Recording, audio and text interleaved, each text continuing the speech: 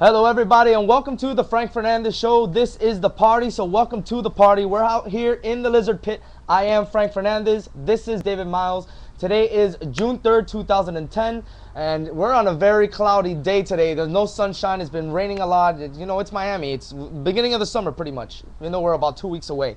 So we're out here in the Lizard Pit having fun in Mother Nature, so you'll probably hear thunder here and there. We have a big show for you today. We have a little bit to talk about with so much time.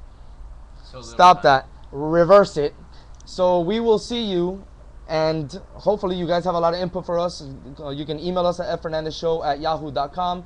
You can instant message the show at fernandezshow, as I just logged in right now. It wasn't online. So, I mean, you guys could, there's a lot of ways you guys can get on the show, so just holler at us and we'll answer any questions. So, like I said, we have a big show for you guys today. Very little time to get to it. We're going to be talking about baseball. We got Marlins to talk about. We got perfect and imperfect games to talk about. A big Major League Baseball star that's been in the league for 20 plus years has retired yesterday.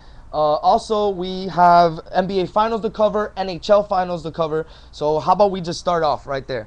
And let's begin with baseball. Let's begin. It's summer. We're going to start hearing the crack of the bats, the sound of the leather, and pretty much that's going to be the dominant sport because basketball is about to finish in about 2-3 weeks. We're now with the finals coming up starting today. And hockey's going to be finished in about 3-6 in about a week and a half also. Yeah. So that's pretty much going to be the dominant force. I mean, the dominant force is football.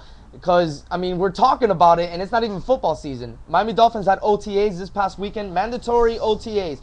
The only team in the whole league in order to get in, the whole league in mandatory. Nobody else had to practice Memorial Day weekend, everybody with their families. But the Miami Dolphins were mandatory to practice, and I'm gonna tell you, I saw a lot of tape of the camp, and they gave it 120% on every single snap, and we're talking about end of May, early June, and you got to give a lot of credit to a team that's playing that hard. Tony Sperano has come out saying that he loves the energy of this team, he loves the composure of this team. All they want to do is learn and get better, and I've heard a lot about Chad Henne too. So let's see what Chad Henne can do this season. Went 12 for 12 in his mock game. So that was good to hear from Tony. He actually said that. So that's good news coming from Chad Henne, getting those last 13 starts last year. So and the great thing about it is that he's being put in as the first quarterback. It's last year he was the option of the backup quarterback.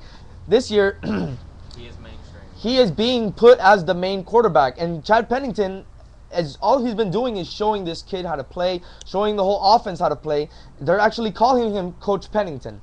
They should. The he's got enough experience.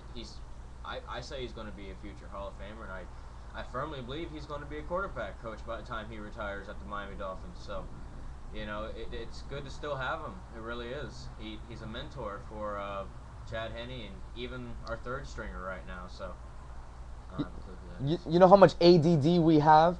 We said we were going to start with baseball because it's the beginning of the summer, the crack of the bats and the sounds of the gloves, and here we are talking about football again. Like I said, it's just got to be the dominant sport of America.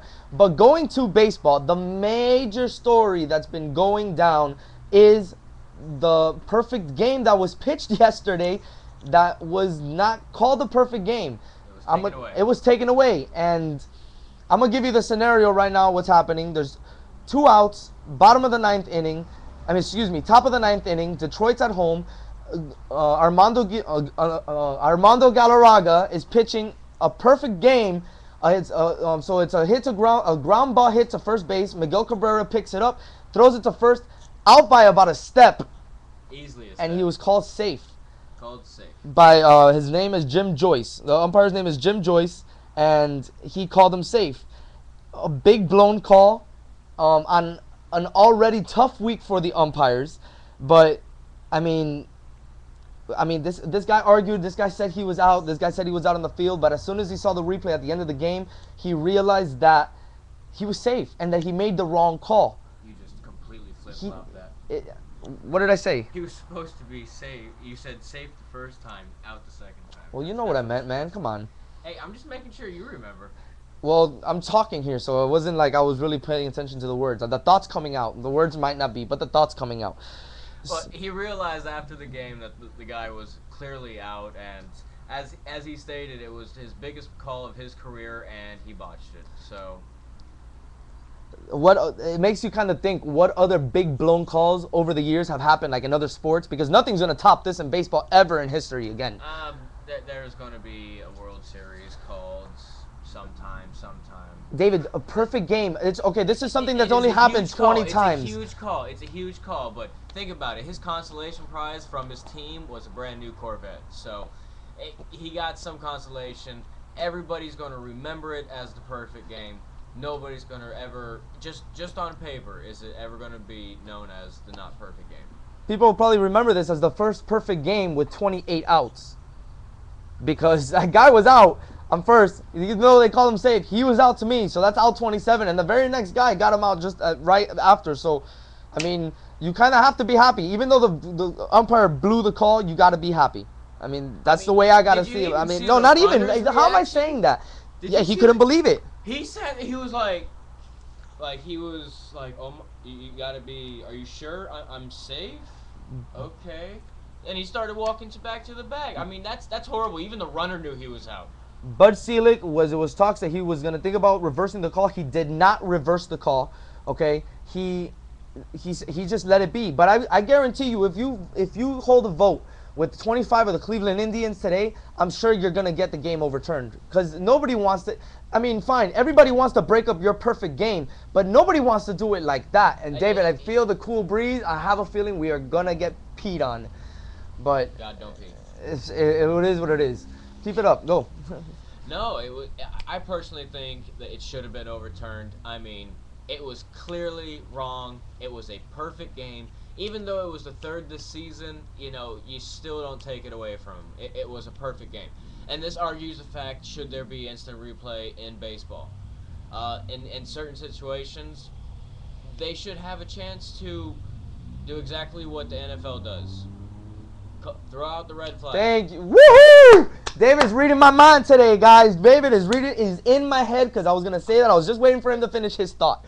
There needs to be at least one chance given to each team. But you need to regulate when, just like football, that you can't call it in the 2 minutes. You need to regulate when instant replay could be demanded, because there's no way you can have instant replays on balls and strikes. No, there's no way. That is always going to be off a limits. Judgment call, and no matter how you look at it, you off can limits. never do that. Off limits. You can't do balls and strikes, but you can do steals at second in the 8th or 9th inning. You should be able to do calls like base calls, home runs, foul balls, the way they've been doing it. Any play on any base. That's it. That's odd for obvious reasons. Cameras in the baseball stadium as it is right now. I mean, why shouldn't there be? We've added it to football. We've added it to several other sports. Why wouldn't you? Granted, it's going to add more time to a baseball game, but at least the right call is going to be made. The NBA reviews calls, and they reverse calls out of reviews.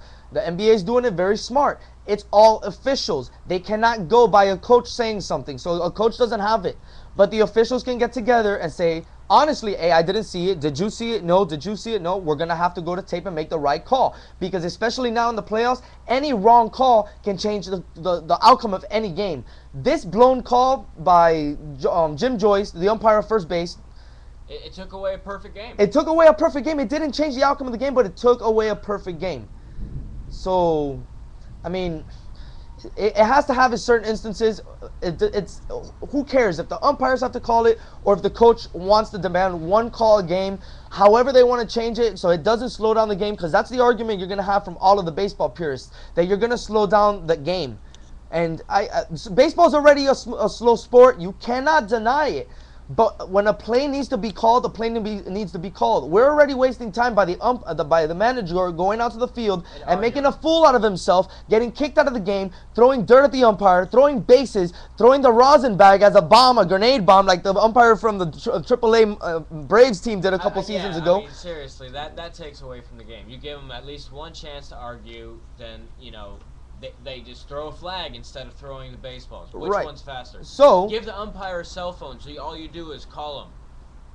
What's so hard about that? So it's going to take about the same amount of time for you to check a replay than it would be for you to argue with the umpire. So for that, just make the judgment call and make the decisions. We're going to see you guys in part 2. Stay tuned.